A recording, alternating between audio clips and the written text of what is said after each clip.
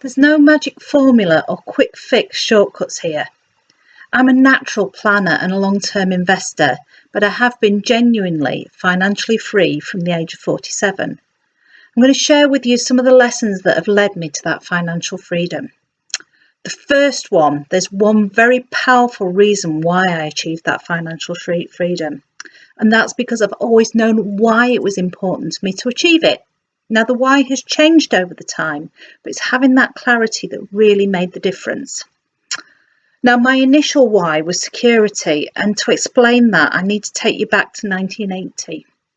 1980 was an important year for me. It was a year of big change. It was the year that I turned 11 years old. I remember Dukes of Hazzard on the TV. I remember Atomic by Blondie in the charts, and I loved that song. It was the year that I went up to the big school in the town, Scunthorpe, which was near to the village where I grew up, which village was Gunnis. Now, Scunthorpe was a steel town. Most people remember the miners' strike of 1984 to 1985 in the UK, but less well remembered is the steel strike that preceded that.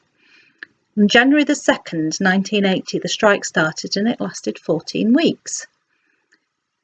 It was the first run-in that the Thatcher government had with the UK's industrial unionised workforce. It was the first big run-in, and it didn't end well for the steelworkers.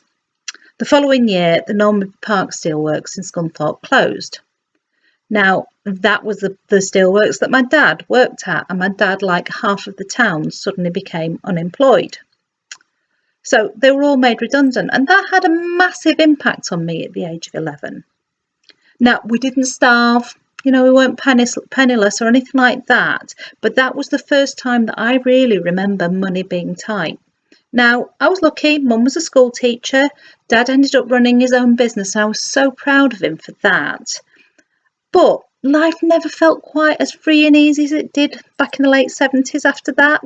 And from that point on, I worked, I saved, I learnt to value experiences over stuff.